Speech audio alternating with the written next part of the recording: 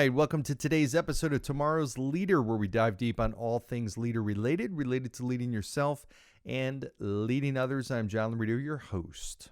So one of my favorite movies, I've seen so many zillions of movies, but one of my favorite movies, and for a couple of reasons, because I love the movie, but secondly, because it was really impactful to me at the time, and I'll explain why I'm talking about. But the movie is Tin Cup. This was a movie back in, I'm going to say like mid-90s with Kevin Costner, Rene Russo, and Don Johnson, and a bunch of other characters, Chi-Chi, Moran, a bunch of people. And funny show, golf movie about Kevin Costner becoming a pro golfer and all this kind of fun, competing at the U.S. Open.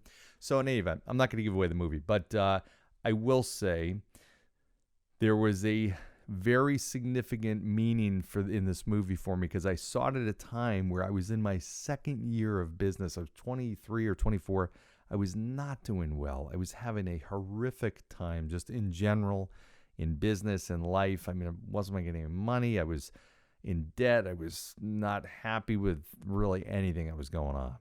And I just was like, all right, I'm done. I'm throwing in the towel. I mean, I'm so sick of this business. I just don't know why I can't have success in it, this and that. And I just was like, okay, I just need a sign. I just need to know, do I keep going down this road and beat my head up against a brick wall? Or do I just throw in the towel and just do something different, something that's better or easier or just different? I just need to get out of this. And I remember thinking I was hopeless and helpless. Like literally, I had no idea what to do. And I was just like praying for some kind of sign. Just somebody tell me what to do. And I went to see this movie, Tin Cup, coincidentally that night. And there's a message in it at the end that resonated with me. And it was like the movie was speaking to me. And it was just all about if you want something bad enough, I mean truly bad enough, you do not worry about the consequences. You just keep going for it until you get it. Like literally, if you truly pulled out the safety net and said, hey, I don't care what happens. I am going to do this, and I don't care what it takes, how many times it takes, whatever happens, I need to make this happen. It's amazing, truly unbelievable what you can accomplish. So that movie was a turning point for me mentally, and I just was refocused at that point. I said, okay, I don't really care. I don't care how much debt I get into. I don't care how long this takes. I'm going to be successful. And it was amazing that almost instantly my business started turning around. Almost instantly. It was unbelievable. It was incredible.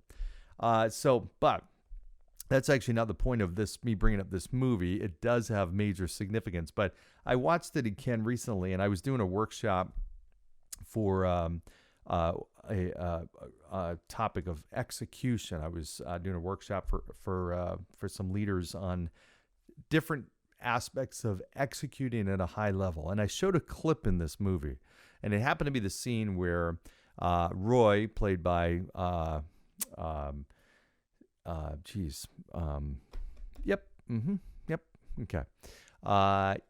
him. Roy, the main character, Kevin Costner, is making a bet with Don Johnson, his nemesis in the movie, and they're basically betting who can hit a 7-iron farthest. And so Roy is the one, Kevin Costner, who makes the bet, who challenges him, takes the first shot, hits it like 225 or something like that, which is a huge shot for a 7-iron.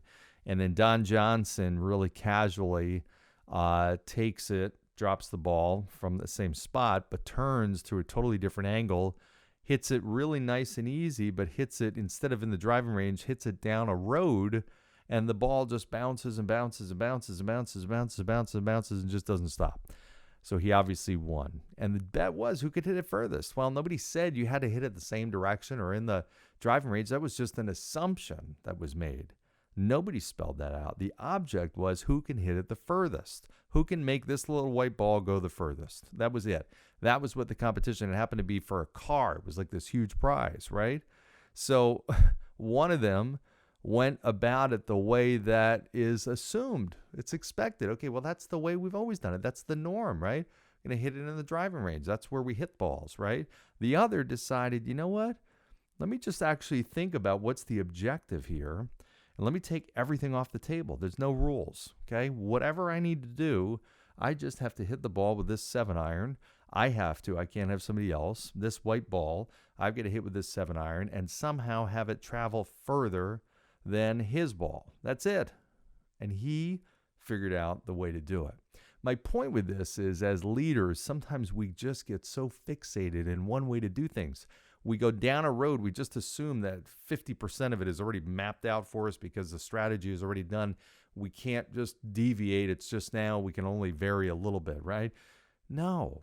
Just think about the objective of what you're trying to do and truly start with a blank canvas. I've talked about the zero-based budgeting concept, which is scrap everything you've done in the past. Scrap your old way of thinking and truly come at this like you are just coming in fresh from a whole different industry, from a whole different company, from a whole different country, literally. Just look at it like you are this is entirely a clean slate.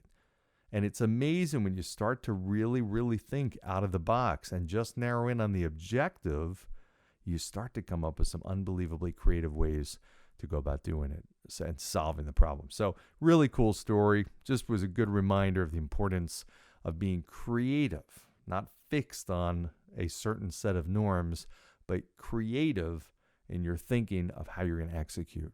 Okay, that's a big part of this. So with that said, I'll give you your time back in the day. Short one, look at this. And I'm heading back possibly to do one more episode, then I'm out of here on vacation. So in any event, hope you enjoyed this. As always, like, subscribe, share. I appreciate all your ideas for future content and guests. And go down below, give a 5-star review. I appreciate you. Thanks, everybody. Bye.